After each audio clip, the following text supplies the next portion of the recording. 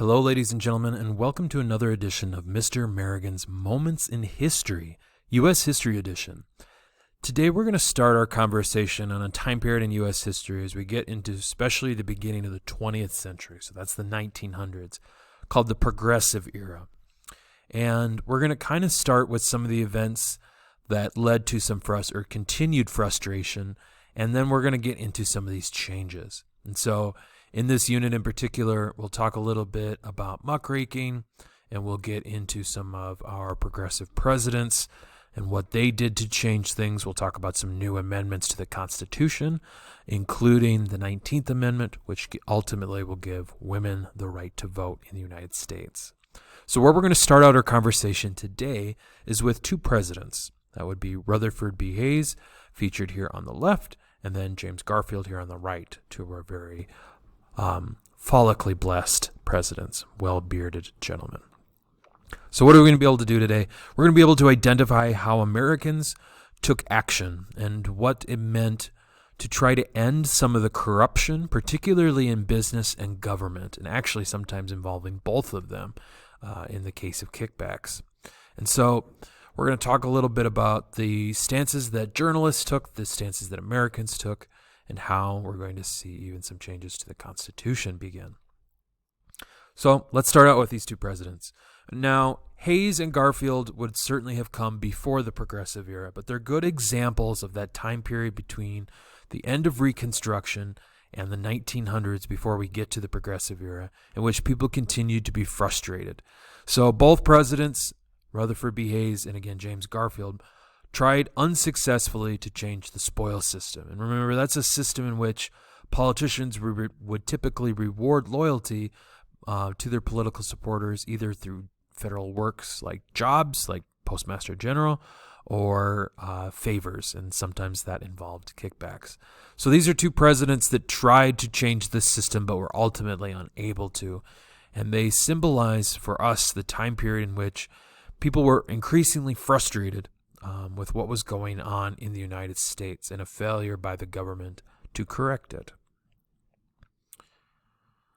So enter in, we've seen in our last unit, this increase in journalism, and the daily newspapers are starting to, be more and more common. And with a more literate population,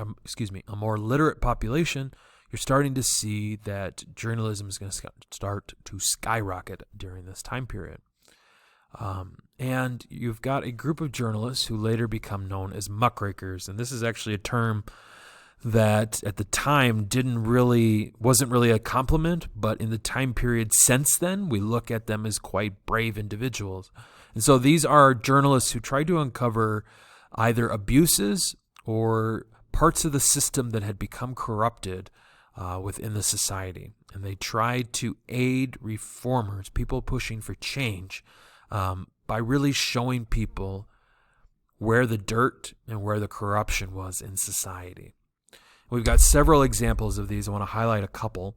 Lincoln Steffens definitely would be a muckraker. He would have talked about the political machine. And this is where public officials, particularly politicians, would occur votes by making certain promises to immigrants coming into a country, and would ultimately then hire their friends in order to build like public works, so like libraries and buildings and other things, and then they would give them a kickback in continuing the system. Well, Lincoln Steffens exposed that political machine, and people like Boss Tweed were ultimately stopped from abusing politics in, say, like New York City, in the case of Boss Tweed, as well as other cities around the country.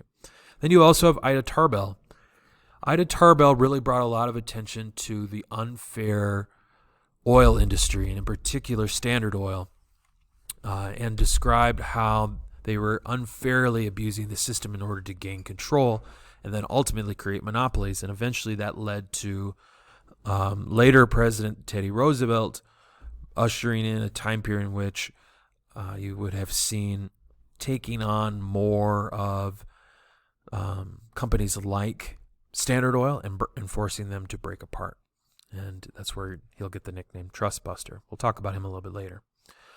Just to kind of give you an example of some of these corruptions, particularly we'll use a courthouse as an example. So New York courthouse was built in the late 1800s. Again, dishonest construction, overcharging, and then the people who got this money from the government would kick it back to the politicians.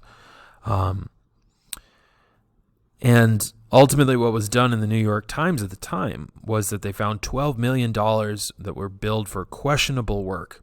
And this was, again, evidence against Boss Tweed and his political machine. And some of it was, again, huge charges like plastering and repairs costing $2.87 million, or plumbing costing $1.2 million, spending over 170, excuse me, I misspoke. Or no, I didn't, I apologize. But looking at like $170,000 worth of chairs. So you're just looking at these astronomical costs and way overcharging. And of course, who ends up paying that is taxpayers. And so I wanted to point out that corruption in order to try to end it. You also have certainly people like Jacob Riis, who we've mentioned previously, who helped bring attention to the issues of like how the other half lives in his work focused on immigrants. But probably one of the best examples would come from Upton Sinclair, who's going to write a novel after doing a little bit of undercover investigating himself in the meatpacking industry. And he really shows the horrors of this time period and led Congress to pass laws that required food and medicine to be accurately labeled. Today, we would call that the FDA. And I want to just read a couple of passages for you guys so that you can get a kind of a sense of what he saw. Here was a population, low class and mostly foreign, hanging always on the verge of starvation and dependent for its opportunities of life upon the whim of men every bit as brutal and unscrupulous as the old-time slave drivers. Under such circumstances, immorality was exactly as inevitable and as prevalent as it was under the system of chattel slavery. So he's talking about how just dependent immigrants, especially, were on these jobs and how they've been mistreated. I'll read you one more.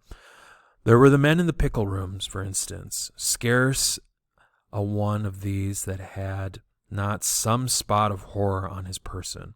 That's like burns and other things.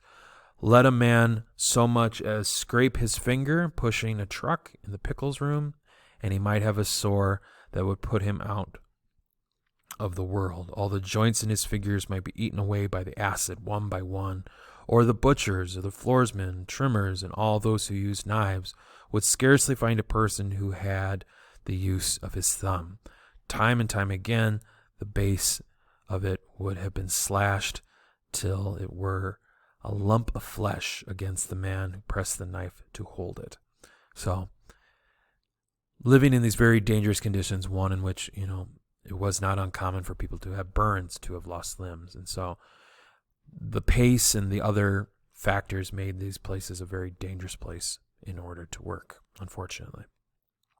Last thing I want to talk about in this first section are some of these changes. And so one of the things that we reflected on in our last unit was this increase in education and the need for people to be educated in order to have more of a say in their government. And the 17th Amendment is a great example of this.